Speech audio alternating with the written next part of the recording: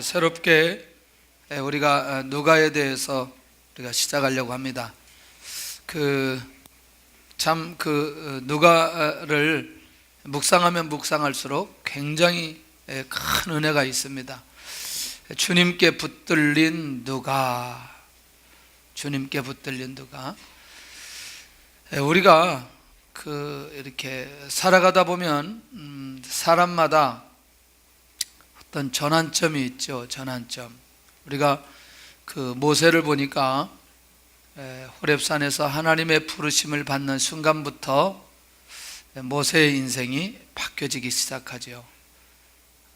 대단히 놀라운 역사가 모세를 통해서 나타나는데, 또 바울 사도를 보니까 주님이 바울 사도를 부르시고 주님을 만나면서부터 이 바울 사도의 인생이 달라지는 것을 보게 됩니다.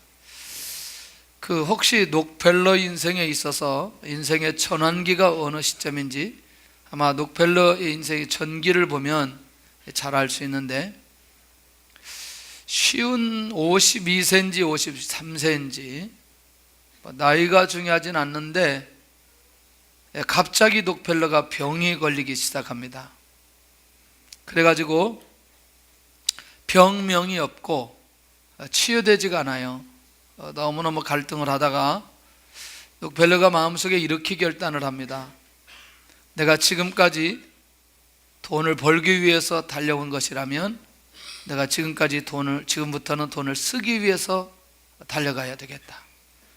이렇게 작정을 하고 기도하고 난 이후에 이상하게 몸이 회복되기 시작하는 거죠. 나중에 90세 이상, 거의 100세까지 가까이 갈 정도로 록펠러가 살았습니다. 참 재밌는 거죠. 어떤 전환점이 나에게 되어 있어서 새롭게 시작하는 부분들. 그런데 오늘 이제 사도행전을 기록하고 누가복음을 기록한 이 누가에게 있어서 인생의 전환점이 있는 것을 보게 됩니다. 그 인생의 전환점이 누구를 만나면서부터 전환점이 오느냐? 사도 바울을 만나면서부터 인생의 전환점이 시작됩니다. 그런데 사실은 더 엄밀히 말하자면 사도 바울을 만난 게 아니고 주님을 만나게 되어진 거죠. 사도 바울을 통해서 주님을 만난 순간부터 오늘 이 누가의 인생이 확실하게 달라지게 되는 것을 보게 됩니다. 그래서 오늘은 물어보면 누가 얘기만 하면 거의 100점 맞습니다. 질문을 던지면 누가복음은 누가 기록했느냐? 누가. 사도행전도 누가 기록했느냐? 누가. 계속 누가 얘기만 하면 된다는 거예요. 근데 오늘은 이제 본문을 전체적으로 보지 않고 좀 누가복음을 이해하려면 누가복음 좀 전체를 좀 봐야 될 필요가 있어서 오늘 그렇게 좀 나누도록 하는데, 가장 먼저는 우리가 누가에 대해서 집중하면서 좀 가려고 하는데, 그러기 위해서는 이 사복음서 내용을 약간 서론만 좀 이해를 하고 그 다음에 누가복음에 들어가면 훨씬 더 여러분들 하나님의 은혜 속에 들어가게 될 줄로 믿습니다.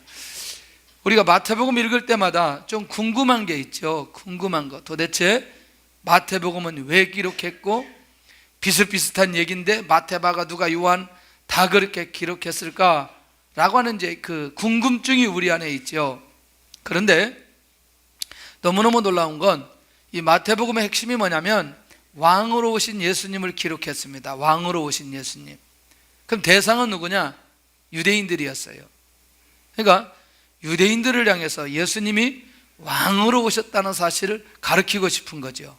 그래서 이 마태복음은 어디에서부터 시작되느냐? 아브라함과 다윗으로부터 시작되는 걸 보게 됩니다. 왜냐하면 그들 모두 다가 아브라함을 기억하고 다윗을 기억하기 때문에 아브라함, 다윗으로부터 시작되는 것을 보게 됩니다.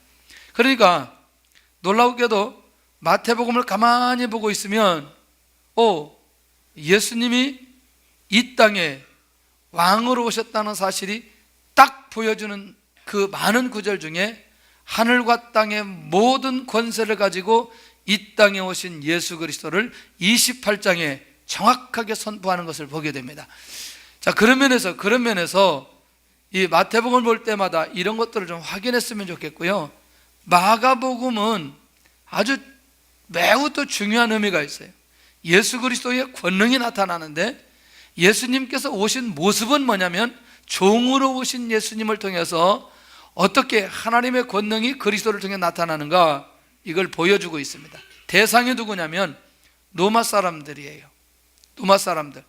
참 이 마가복음도 비밀이 참 많은데, 어떻게 예수님이 이 땅에 오셨는데 섬기는 모습으로 이 땅에 오셨을까라고 하는 부분들을 많이 가르쳐주고 있습니다. 그래서 마태복음과 요한복음 중에 가장 먼저 이 기록된 성경이라고 얘기하는데, 그래서 이 마가는 혹시 우리가 예수님의 제자로 많이 알고 있는데 예수님의 제자가 아니고 바나바의 생질입니다. 바나바의 생질인데, 이 바나바의 생질은 또 누구하고 연결되느냐? 베드로하고 잘 연결되는 것을 보게 됩니다. 이 베드로가 이 마가에게 굉장히 많이 영향을 끼쳤고, 그리고 그런 내용들을 이렇게 다 적어서 이제 편지했던 것을 보게 됩니다. 누가복음의 주제는 예수 그리스도의 사랑을 많이 나타내게 되는 것을 보게 됩니다. 소외된 사람들에게 나타나는 예수님의 사랑. 할렐루야. 그러니까 너무너무 놀라웠게도 지난번에 혹시 우리가 성탄절 때 본문 기억하시나요? 성탄절 본문 기억하시나요? 누구에게? 그렇죠, 양치기. 이야, 대단했어요. 그러니까 양치기에게 예수님께서 탄생하심을 알려주지요. 그러니까 소외된 사람들에게 주님의 사랑이 어떻게 나타나는지를 보여주고 있어요. 그런데 더 놀라운 건 인간을 구원하시는 그 구원에 하나님의 사랑이 어떻게 나타나는지, 인간을 구원하시기 위해서 하나님께서 어떻게 사랑하셨는지, 이런 내용들이 이 누가복음에 계속 많이 있는 것을 보게 됩니다. 그런데요, 이 누가복음의 대상이 누구냐면 이방인들이었어요. 이방인들. 나중에 보니까 데오빌로라고 나오죠. 데오빌로. 좀 이제 한 두 번째 우리가 정리하면서 확인할 건데, 데오빌로는요 그 로마에 있는 고관이거든요. 이방인이에요. 근데 그 이방인에게도 하나님의 사랑이 어떻게 나타나는지를 구체적으로 보여주고 있다는 것입니다. 구체적으로 이방인들을 향한 하나님의 사랑을 보여주고 있다는 거죠. 그래서 이제 족보를 기록하는 것을 보면 어디까지 올라가느냐? 아담, 그 다음에 하나님까지 올라갑니다. 거꾸로 올라가죠. 저기 마태복음에서는 위에서 내려가는데 누가복음은 거꾸로 올라가는 거죠. 이방인들에게 하나님의 누구인가를 알려주려고 하는 내용이 그 안에 있는 걸 보게 됩니다. 그런데 이 누가도 사실은 예수님의 제자가 아니라는 거죠.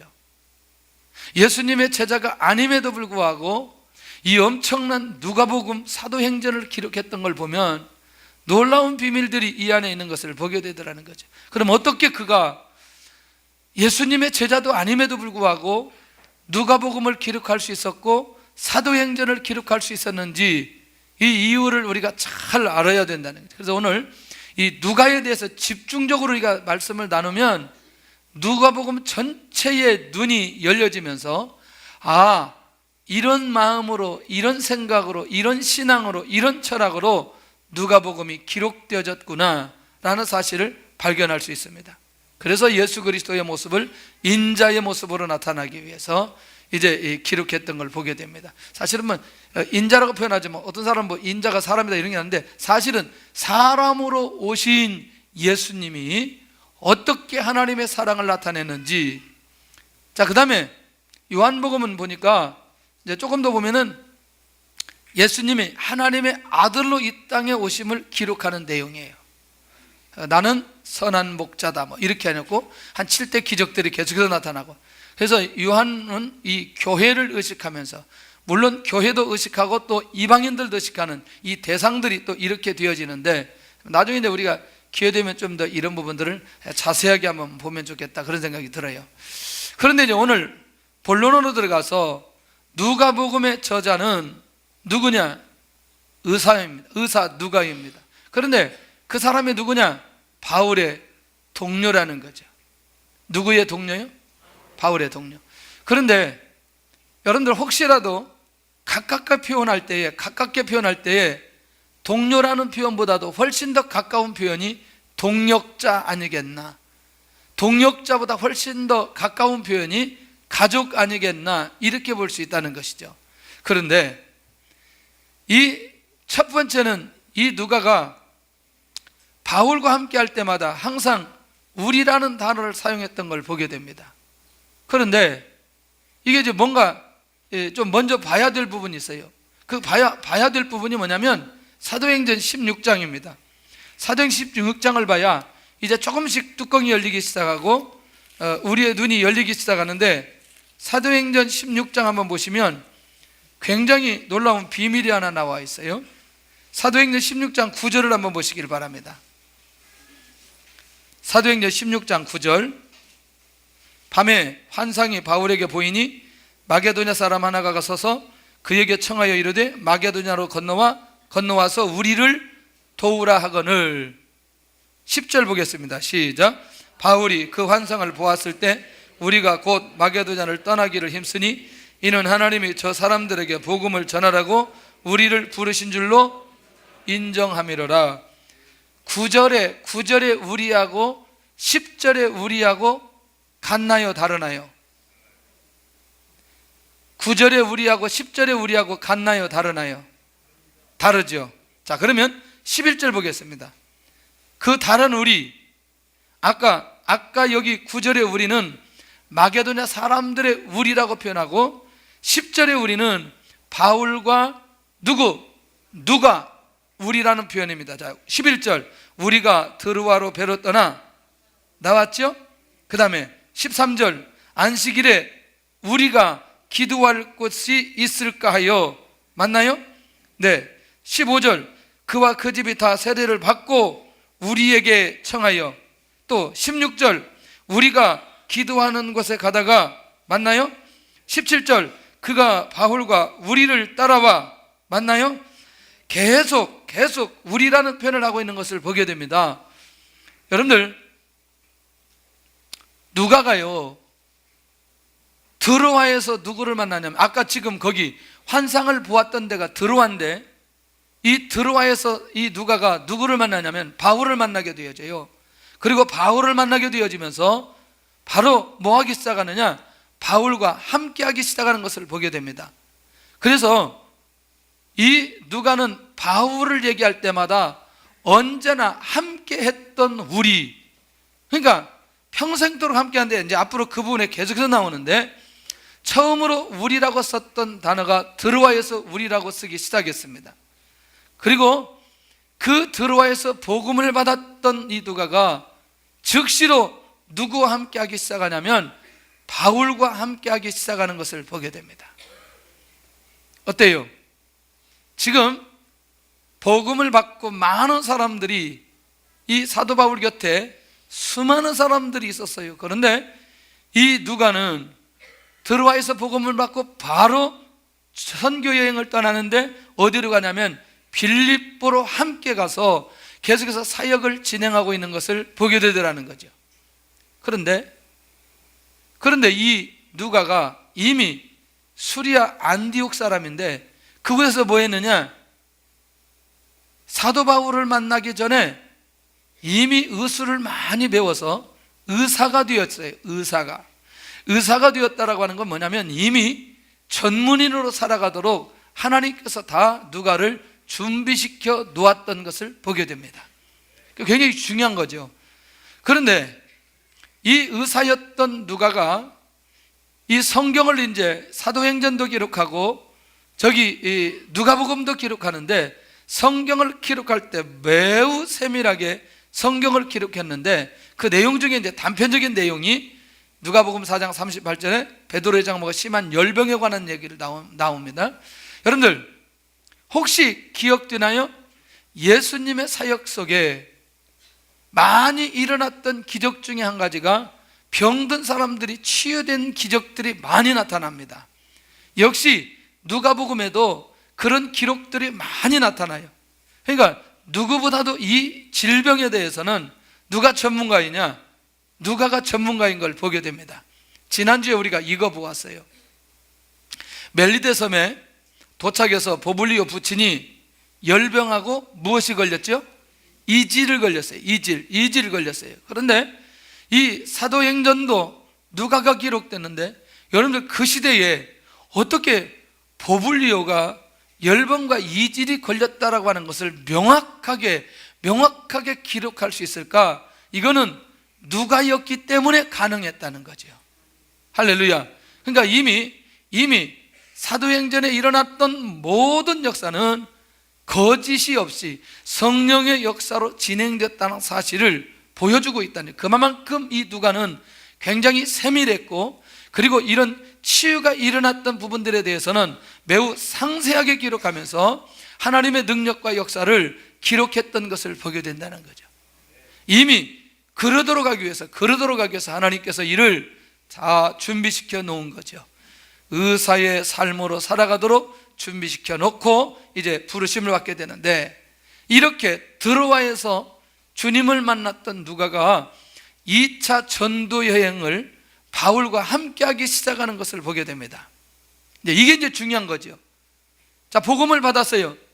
예수님이 나의 구주이시라는 사실을 확인하고 즉각적으로 반응했는데, 어떻게 반응하느냐?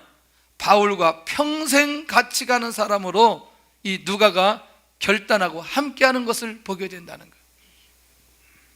매우 중요한 이제 부분들이 이제 여기서부터 이제 출발되는데, 빌립보를 향할 때 떠나며 사역을 시작하는 이 누가가 다섯 번째 가만히 보니까 바울이 예루살렘에 머무는 동안에 누구와 함께 하느냐? 꼭 바울과 함께 합니다. 이 누가는 이제 한번 누구와 함께 하더니, 바울과 함께 하더니, 바울이 어디에 가는 것마다 누가가 함께 하는 것을 보게 됩니다. 참 이 빌레몬서 1장에 가서 보면 이 바울의 깊은 마음을 볼 수 있어요. 여러 이제 동역자들의 이름을 이제 고백하게 되는데, 그 고백하는 내용 중에 누가 들어가냐면 누가가 들어가요. 마가, 아리스타고, 데마, 누가, 이렇게 동역자로 고백할 때 거기 꼭 안 빠지고 들어간 사람이 누구냐면 누가입니다. 여러분들, 우리가 이걸 확인만 한번 하고 가겠습니다. 빌레몬서 1장 24절을 한번 가서 보면 이 사도 바울이 빌레몬에게 나의 동역자가 누구인가를 명확하게 말씀하고 있는 걸 보게 됩니다. 352쪽입니다. 신약성경 한번 보고 확인하고 가야 됩니다. 시작.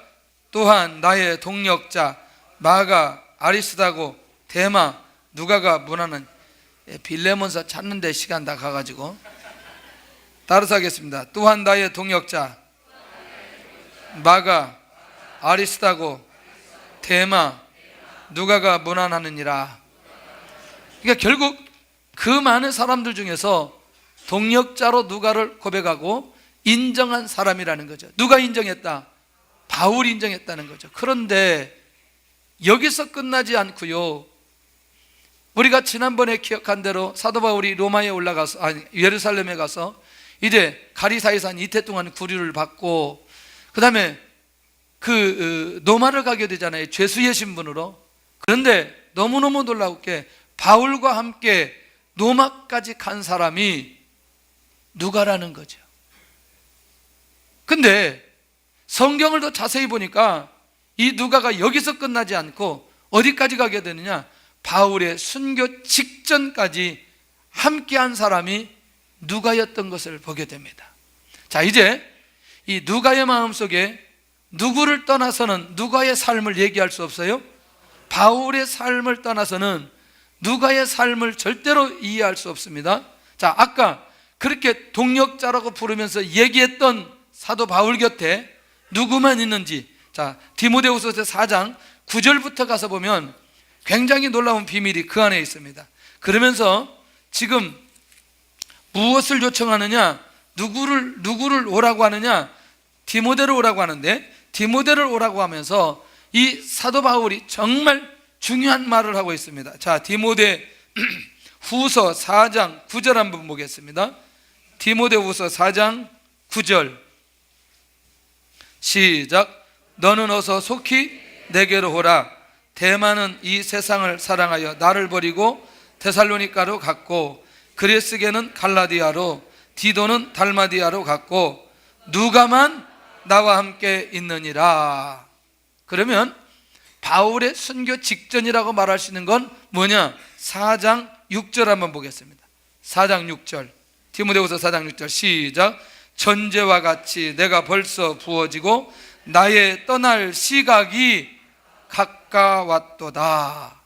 그러니까 이미 사도 바울이 주님 앞에 갈 시점이 어느 시점인지 정확하게 알고 있어요. 이제 저를 보시길 바랍니다. 저 보면 돼요. 저 보면 확인만 하면 됩니다. 그러니까 지금 그 시점은, 디모데후서 4장 시점은 이미 사도 바울이 죽을 때가 가까이 왔는데, 그 죽을 때는 사실은 사도 바울이 잠수형을 당하는 순교의 때가 가까이 오는 때인데, 놀랍게도 이때까지 함께한 사람이 누구였느냐? 누가였다는 거죠.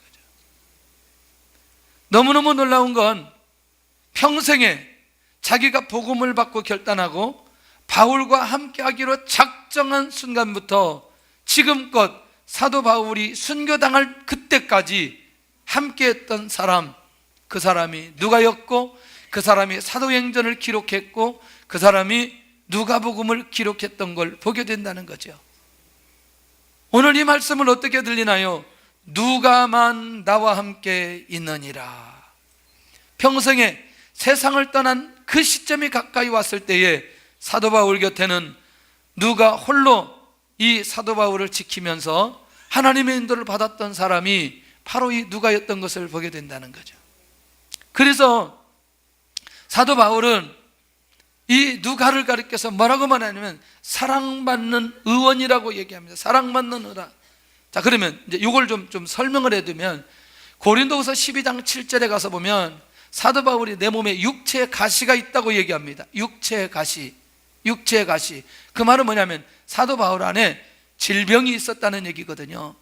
그런데 너무너무 놀랍게도 이 누가는 바울 곁에서 평생 그의 질병을 치료하면서 하나님의 나라, 하나님의 사역을 함께 했던 사람이었다는 거지요.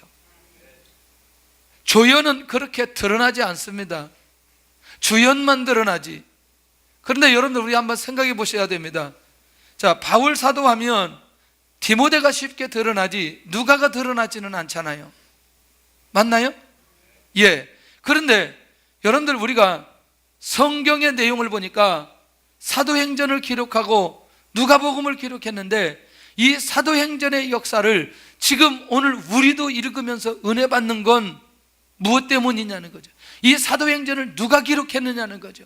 이런 엄청난 비밀들을 시간이 지나고 나니까 누가의 이 조연적인 삶이 주연으로 바뀌어지면서 하나님께서 그 인생을 어떻게 쓰시는가를 명확하게 보여주고 있다는 거죠.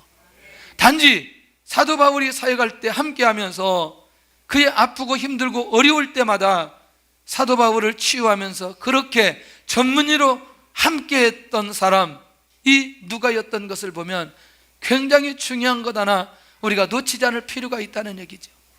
자기가 직접 나타나지 않아도 그냥 하나님의 복음을 증거하는 사람과 함께하면서 결국 이 사역을 동참했던 누가를 생각해 보면 이 누가가 어떤 마음과 어떤 생각으로 누가복음을 기록했는지에 대한 감각을 우리가 이해할 수 있다는 거죠. 그러니까 그를 마지막까지 함께했던 사람, 자, 결국 바울이 누가를 사랑하는 사람이라고 고백하는데, 바로 그 말은 뭐냐면 이런 거죠. 바울 평생에 너무나 많은 사람들이 있어요. 여러분들 로마서 16장에 가서 보면 로마를 완전히 뒤집을 수 있는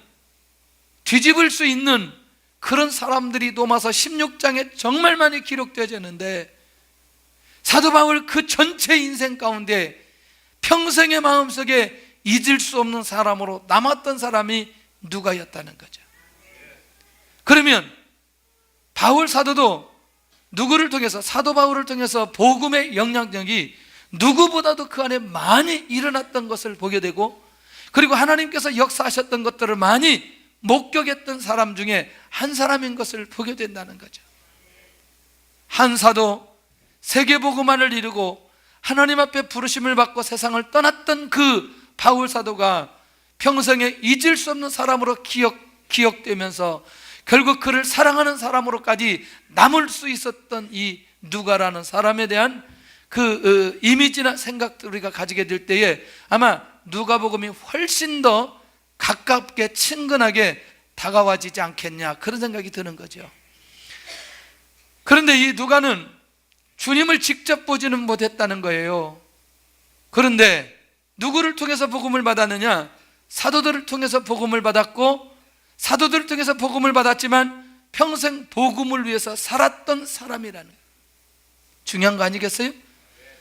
결국 그 시대나 지금의 시대나 사도로 출발하는 건 아니었지만, 전문인으로 출발했지만, 이 전문인이 어떻게 헌신하면서 하나님의 나라를 이루어갔는가를 보여주시고 있다는 것입니다. 이제 조금 이따 수신자가 데오빌로인데, 제가 이제 아까도 이제 2부 때도 그렇게 질문을 던졌어요.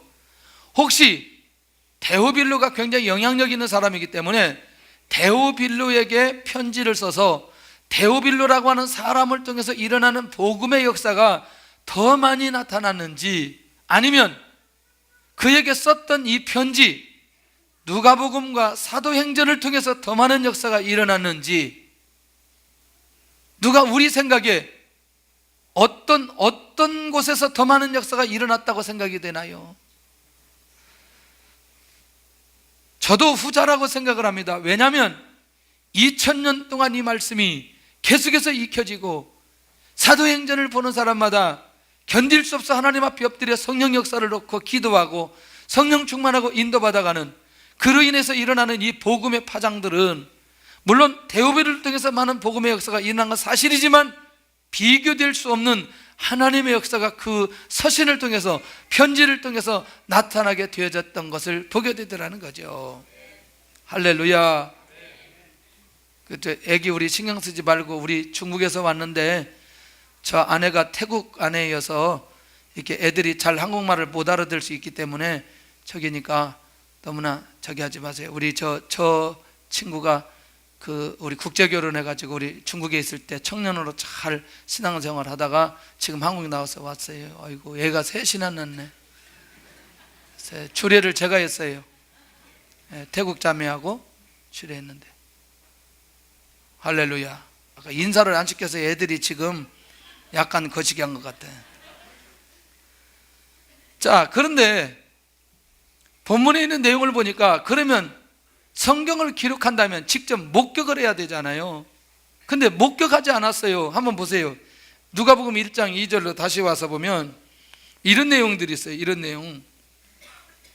누가복음 1장 2절 시작. 처음부터 목격자와 말씀에 일꾼된 자들이 전하여 준 그대로 내력을 저수하려고 붓을 든 사람이 많은지라. 그러니까 사실은 직접 보지 않았지만 말씀을 틀어서 목격자들을 통해서 전해온 내용들을 기록한 사람들이 누가 말고도 많이 있다 없다? 많이 있다는 거죠. 그런데 여러분들, 장수로 본다면, 권수로 말고 장수로 본다면 사도 바울 다음으로 성경을 많이 기록한 사람 아니에요? 자, 사도행전 28장, 누가복음 24장 합치면 몇 장이에요? 40이에요? 50이에요? 52. 그러면 성경에, 신약 성경에 이만큼 많이 기록한 사람이 있어요? 없어요? 없어요. 한 사람을 위해서 쓴 편지가, 한 사람을 위해서 쓴 편지 52장 정도 되는 이 편지가 이렇게 될 줄 몰랐지요. 정리할게요. 많은 사람들이 듣고 기록했다고 기록되었나요? 안 되었나요? 기록되었습니다. 그러면 누가 외에도 예수님의 사역이나 역사들을 많이 기록되어졌거든요. 그 기록된 것이 신구약 66권에 들어온 것을 뭐라고 말하느냐? 정경이라고 얘기합니다. 정경. 근데 거기 들어오지 못한 것을 뭐라고 말하느냐? 외경이라고 얘기한다는 거죠. 그런데 그가 쓴 편지가 정경 안에 들어와서 우리가 익혀지는 하나님의 말씀으로 되었다는 이 사실은 너무나 놀라운 거라는, 목격자들을 통해서 그 증언들을 통해서 얻었던 이 자료들이 이렇게 어마어마한 글이 되어져서 하나님의 말씀으로 우리가 익혀지고 묵상할 수 있었던 이 비밀. 그러면 이것만 우리가 생각하지 말고 지금까지 누가가 그렇게 살아왔던 모습들에 대한, 사도 바울과 함께 평생을 함께했던 이 모습들에 대한 그림들이 우리 안에 그려지고 누가의 중심이 무엇인가를 이해할 필요가 있다는 것이죠. 누가는 이방인이었습니다. 그래서 그는 히브리 원문에서 글을 가져오지 않고 70인역에서 가져오게 되는데 아주 재밌어요. 간단한 예로 마태복음에는 예수님을 랍비라고 표현하지만 누가복음에서는 예수님을 선생님이라고 표현합니다. 왜? 자기도 이방인이었고 이 편지는 누가 읽어야 되기 때문에. 그렇습니다. 이방인이 읽어야 되기 때문에. 그러니까 당연히 친근감을 가질 수 있는 부분들이 이 언어를 표현할 때 그렇게 이방인들이 쉽게 다가갈 수 있는 그런 언어들을 사용했던 걸 보게 된다는 것이죠. 그러니까 이방인의 입장에서 이 성경을 보면 그렇게 어렵지 않게 아주 편안하게 갈 수 있는 걸 보게 됩니다. 그래서 여러분들 누가복음을 읽으면 딱딱해요? 딱딱하지 않아요? 딱딱하지 않아요. 예, 성경을 읽어본 사람만 대답할 수 있어요. 딱딱하지 않아요. 대답을 잘 못해요. 안 읽어봐가지고. 그리고 마태마가 누가 요한을 별로 구분해 본 적이 없기 때문에. 그런데 맞아요. 맞다니까. 딱딱하지 않으니까 읽어보시라니까. 이제부터 얼마나 재밌는지.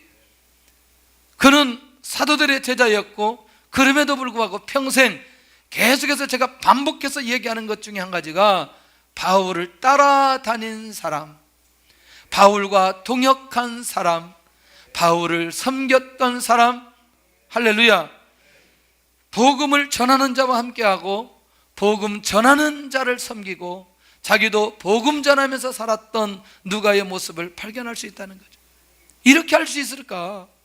복음을 전한 자와 함께 평생토록 살아가는 거. 결국 복음 안에서 믿음이 약한 자를 복음으로 세웠던 진정한 사명자. 다시 말하면 데오빌로가 가만히 보니까 사도행전만 보냈는데 안 돼요. 또 누가복음만 보내고 끝내지 않고 또 사도행전도 보내고 누가복음도 보면서 결국 뭐냐면 진정한 한 영혼을 사랑하면서 그 영혼이 세워지기를 간절히 원했던 사람이 누가였던 것을 보게 된다는 거예요. 할렐루야.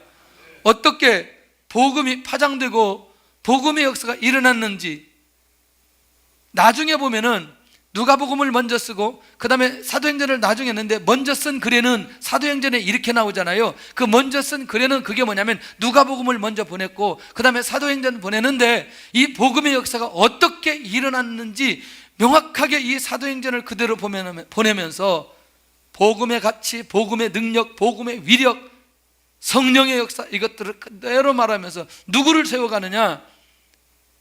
데오빌로를, 한 사람을 세워가고 있는 걸 보게 된다는, 한 사람 세우기 위해 목숨 걸었던 이 누가, 하나님께서 그를 쓰시지요. 근데 그는 평생 아내나 자식이 없이 지냈으며 복음에 헌신했던 사람이라는, 복음에 헌신했던 사람. 제가 이렇게 아이를 좀 많이 낳아 그러면 목사님은 뭐 하나 낳으면서 뭐 그렇게 많이 낳으라고 자꾸 하느냐 이렇게 얘기를 자꾸 해요. 그리고 별로 안 받으려고 하더라고요. 왜냐면 뭐 지금 목사님도 하나 낳았는데 제가 지금 생각해 보면 이런 생각이 들어요. 아마 제가 셋이나 다섯 정도 낳았으면 목회에 집중하기가 쉽지 않았을 거다. 정말 집중하기 쉽지 않았을 거다. 그런데 다른 사람들은 좀 많이 낳았으면 좋겠다 그런 생각은 들어요. 저기 조 목사도 보니까 5명 데리고 다니는 거 보니까 참 하여튼 움직이려면 이게 승용차로도 안 되더라고요. 이제는 지금은 그래 좀 컸으니까 다행이지. 그러니까 저도 지금 생각에 한 5명 정도 낳았다 그러면 이게 쉽지 않았을 거라는 거예요. 돌아봐야 되지. 돌아봐야 돼. 아이들 돌아봐야 되지요. 또 아이들 안 돌아보면 안 되잖아요. 아하, 그 생각이 나는 거예요. 옛날에 제가 어렸을 때 이게 보니까 목사님들이 자녀를 많이 낳으면 성도들이 입이 대빨이 나와 있더라고요. 왜 그렇게 애는 저렇게 많이 나가지고 막 뒤에서 막 한 소리들 하는데 아마 내가 그 소리에 남아서 아이를 하나밖에 안 낳은 것 같아. 아니 어쨌거나 결국 자식이 없고 아내가 없다는 건 복음에 헌신할 수 있는 상황은 되지 않았겠냐 말이에요. 그러면 어떤 면에서 이걸 포기하고 복음에 헌신했던 누가의 모습을 살펴보면 집중력이 있지 않았겠냐. 오직 복음에만, 오직 바울에게만, 오직 하나님 나라에만 관심 가지고 갈 수 있었던 이 누가, 그러니까 자기 자신의 은사, 자기 자신의 탤런트, 자기가 가지고 있는 전문적으로 하는 그것을 가지고 복음 앞에 헌신하면서 이방인들을 세운 멋있는 사람이 누구냐? 누가라는 거죠. 그러니까 저는 이 누가를 묵상하며 보면서 이 본문을 들어가기 전에, 이게 사실은 저는 본문 전체를 오늘 좀 많이 다루려고 했는데 누가에 대해서 준비를 하면서 이게 오늘 진도가 나갈 수가 없겠다는 생각이 드는 거죠.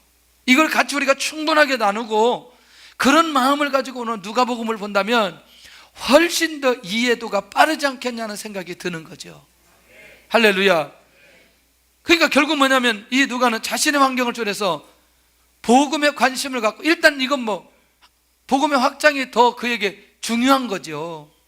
그런데 그 복음의 확장이 다수가 돌아와야 되는데 이 누가의 입장에서는 다수보다도 오직 한 사람 집중해버리는 걸 보게 됩니다. 누구? 데오빌로. 누구에게? 한 사람에게 집중하는 걸 보게 됩니다. 여러분들, 우리도 사실은 이 누가의 이 마음이 정말 중요하다. 혹시 여러분들 이게 한 사람에게 이렇게 복음 편지라도 한 서너 장 보내본 적 있나요? 이게 쉽지 않아요. 쉽지 않아요.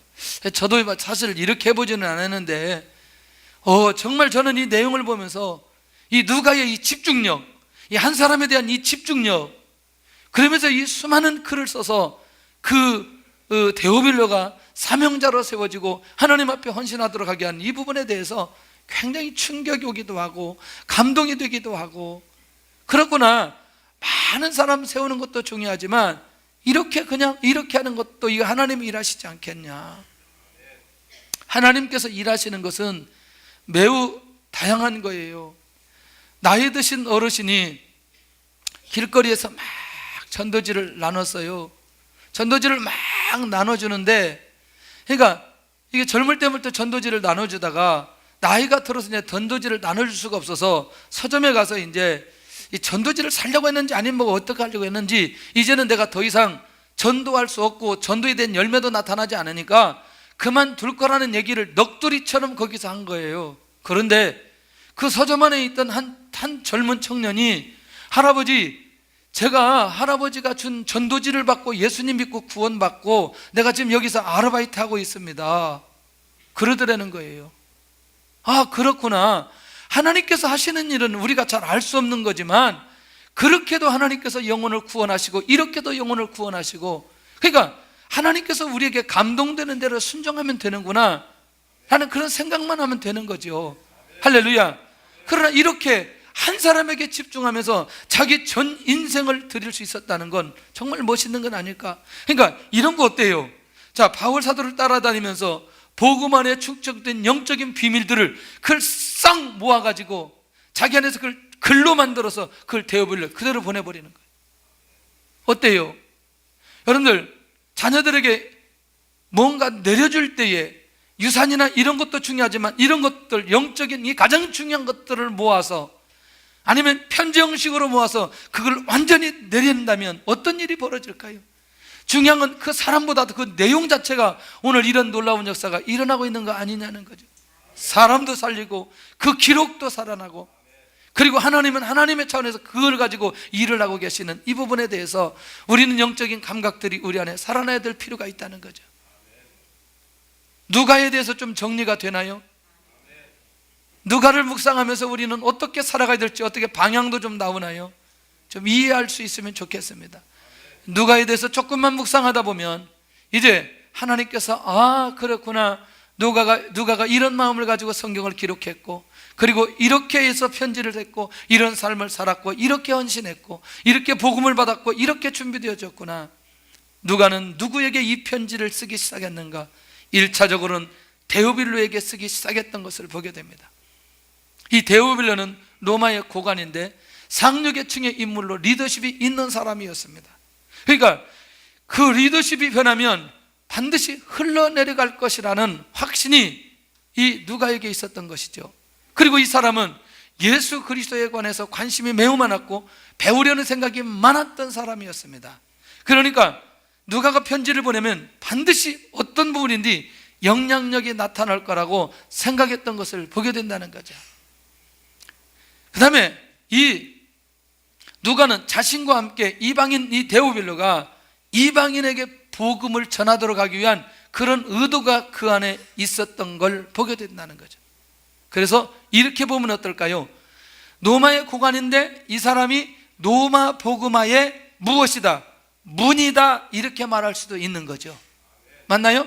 에디오피아 내시에게 빌립이 복음을 전할 때 에디오피아 나라라고 하는 그 나라의 복음의 문이다. 누가? 에디오피아 내시가. 맞나요? 그러니까 결정적으로 이 복음의 문이 어디 있는지를 명확하게 누가가 알고 편지했던 것을 보게 된다는 거죠. 그러면서 데오빌로 안에 견고한 신앙을 소유하도록 하기 위한 목적과 중심이 그 안에 있었던 것을 보게 된다는 거죠. 왜? 데오빌로 안에 이 복음의 확신이 있으면 바로 계속해서 말씀드린 대로 증인의 삶, 복음의 확장, 하나님의 나라 계속해서 이루어질 수 있다는 것을 보게 된다는 거죠. 바로 누가가 이 부분을 놓치지 않았던 부분인 것입니다. 할렐루야. 믿음은 예수님 믿고 구원받지만 계속해서 신앙생활할 때 잘하게 되어지는 걸 보게 됩니다. 사명은 내가 사명을 받았다고 해도 사명을 우리가 감당할 수 있는 그릇이 될 때에 결국 역사와 열매와 증거들이 일어나게 되어지는데 그때 이런 누가와 같은 역할이 너무너무 필요하다는 것입니다. 그러면 이제 이게 중요한 거죠. 조금 이제 누가복음으로 이제 좀 들어볼게요. 자, 누가에 대해서 얘기했고 받는 사람을 얘기했고, 그러면 도대체 그렇게 그런 마음을 가졌던 이 누가가 이 누가복음에 대해서는 예수님에 관해서 어떻게 기록했을까? 어떤 예수님을 그가 소개할까? 이게 중요하지 않겠어요? 첫째는 뭐냐면 유대인과 이방인의 장벽을 헐어버리시는 분으로 누가? 예수님이. 놀랍지 않아요? 그 말은 뭐냐면 유대인들도 구원받고 누구도 구원받을 수 있다. 이방인들도 구원받을 수 있다. 그러니까 누구든지 구원받는 부분에 대해서는 민족, 종족 상관없이 구원의 역사가 일어날 수 있다라는 사실을 기록하고 있다는 거죠. 중요한 의미가 있겠죠. 굉장히 중요하죠. 근데 우리도 모르게 경제 때문에 조금 민족 간, 사람 간, 종족 간 차이가 있나요, 없나요? 있어요. 약간 무시하거나 또는 격화시키거나 이런 거 있어요. 저는 처음에 이 중국의 사람들한테 잘 안 열린 부분들이 있었어요. 첫째가 뭐냐면 너무나 더럽다는 것 때문에 잘 안 열리더라고. 잘 안 열리더라고. 94년도에 목사님과 함께 북경에 목욕탕을 들어갔어요. 목욕탕 이렇게 딱 둘이 딱 들어갔다가 쳐다보고 웃었어요. 한참을 웃다가 다시 그대로 나왔어요. 왜 나왔냐면 목욕탕 물이 일단 너무나 새카맣고 그 다음에 그 위에 너무나 때들이 많이 올려 있어가지고 일단 목욕을 못하고 나왔어요. 제가 웬만하면 들어갑니다. 웬만하면 들어가. 왜냐하면 본래 자랄 때 그 시궁창에서 많이 수영하고 자랐기 때문에 웬만하면 제가 들어가서 앉아요. 뭐 웬만하면, 지금도 웬만하면 들어가서 앉아요. 근데 거기서는 앉을 수가 없겠더라고요. 내가 웬만하면 못 앉으려고 했는데 앉을 수가 없어요. 그래서 나와서 찬물로 이제 샤워를 하고 나왔어요. 하얼빈으로 갔는데 하얼빈은 좀 괜찮겠지 하고 하얼빈에 딱 갔는데 여기는 물은 깨끗한데 중요한 건 때가 떠 있는데 이게 말아서 굵은 때야 이게. 근데 내가 거기서는 들어가서 앉았어요. 왜냐하면 이 정도는 내가 견딜 수 있다. 왜냐하면 물이 좀 일단 깨끗하니까. 그러니까 그건 또 그대로 또 이길 수 있었어요. 그런데 열차를 딱 탔더니 기가 막힌 상황이에요. 여러분들 해바라기 씨 있나요? 해바라기 씨? 해바라기 씨? 이분들은요 하여튼 열차를 타면 해바라기를 전부 다 한 봉씩씩 다 사가지고 계속 까서 먹어. 이렇게 까서 먹는데 이걸 잘 이렇게 이게 하면 좋은데 이걸 또 뱉어 이렇게 그냥 바닥에 완전히 도대체 앉아 있을 수 없어. 그런데 더 놀라운 건요, 갑자기 이걸 이렇게 싸더니 창문을 내리더니 창밖으로 빡 던지는 거예요. 거기까지는 내가 수용했어요. 근데 그것을 보고 있던 선교사님이 동일하게 그걸 해가지고 창문 열고 갖다 버리더라. 이게요, 자기도 모르게 그것 때문에 이게 복음하고는 상관없는데 이상하게 그런 격화시키려고 하는, 그러니까 그런 다른 문화 속에 살았던 사람들에 대해서 격화시키려고 하는 생각들이 우리 안에 있는 것을 보게 된다는 거죠. 조금 이따 밥 먹을 건데 화장실 얘기할까요?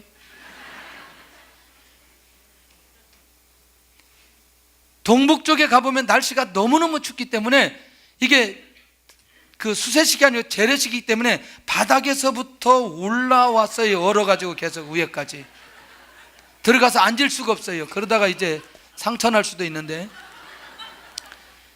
이런 상황들.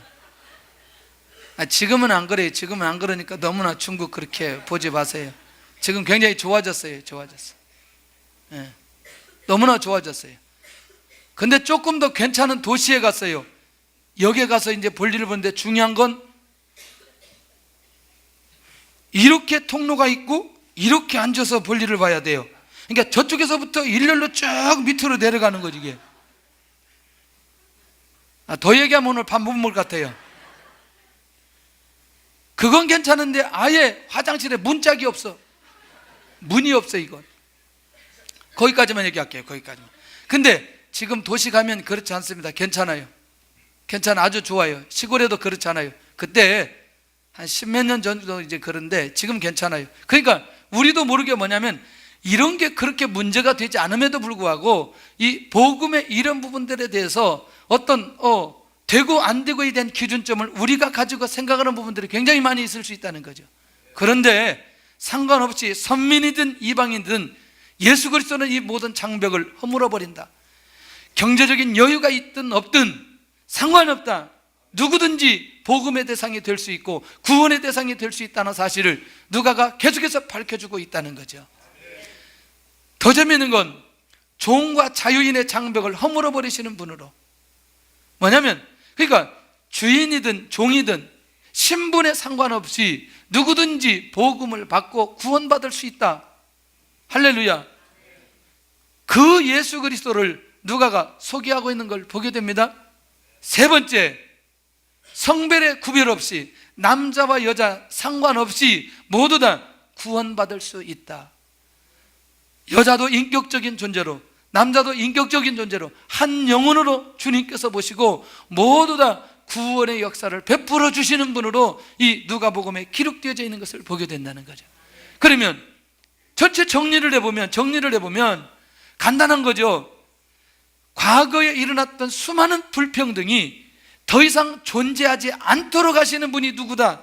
예수 그리스도다. 이분을 선포하고 있는 걸 보게 된다는 거예요. 그럼 우리도 이것을 받아내야 될 필요 있지 않겠어요? 누구든지 복음의 대상이 될 수 있는 것이고, 어느 종족도 복음의 대상이 될 수 있는 것이고, 어떤 신분을 가졌든지 중요하지 않습니다. 복음의 대상이 될 수 있는 것이고, 남자 여자 어른 아이 상관없이 복음의 대상이 될 수 있다. 복음 앞에서는 절대로 불평등이 있을 수 없다. 결론 내리면서 기록되어지는 내용이 누가복음이라는 거예요. 어떠나요? 누가복음이 확 가슴으로 와닿지 않나요? 막 읽고 싶어지지 않나요? 읽기를 바랍니다. 누가복음을 읽으면 아마 누가복음 말씀을 들을 때마다 하나님께서 큰 은혜를 베풀어 주시고 깨달음을 주실 줄로 믿습니다. 그러니까 결국 이 내용을 계속해서 읽으면 읽을수록 이방인들이 우리 주님 앞에 오는데 거리낌이 없는 거죠. 부담이 없는 거죠. 왜? 주님이 우리를 위해서 오셨다는 사실을 계속해서 말씀을 통해서 발견하게 되니까. 즉 이 말은 이 복음이 모든 민족에게 열려 있다는 사실을 강조하고 있는 것을 보게 된다는 거죠. 그래서 소외당한 자들을 주제로 각계각층을 다루고 있는 내용들이 많이 있습니다. 여기에 계속 보면서 이걸 이제 구체적으로 좀 봐야 되는데, 그러면 각계각층을 다룬다라고 하는 건 그들도 구원의 역사가 일어났다는 얘기죠. 실제로 보여주는 거죠. 요거 하면 시간이 많이 가는데 핵심적인 것들만 얘기할게요. 그럼 전체적인 그림 중에 핵심이 뭐냐면 예수 그리스도가 누구인가는 밝혀야 되잖아요. 예수가 그리스도고 그분은 구약에 약속된 메시아다. 근데 그는 동정녀 몸에서 성령으로 잉태된 분이시다. 밝히는 거죠, 이런 부분들을. 또 예수님을 통한 이적과 기사를 얘기하고, 그 다음에 예수님은 왜 이 땅에 오셨을까? 구원의 역사를 이루기 위해서, 영혼들을 구원하기 위해서 예수님이 이 땅에 오셨다. 그 사실을 보게 만들어 주신다는 거죠. 그러니까 구원을 위해서 이 땅에 오셨다는 건 하나님의 궁극적 사랑과 예수님의 사랑이 없으면 이 땅에 구원의 역사가 일어날 수 없다는 얘기죠. 이것들을 계속해서 얘기하는, 잃어버린 자를 향해서 팔을 펼치고 계시는 주님. 근데 이 내용도 굉장히 중요한데 그거 하나 보고 우리는 좀 봐야 될 것 같아요. 자, 누가복음 7장 한번 가겠습니다. 빨리 7장.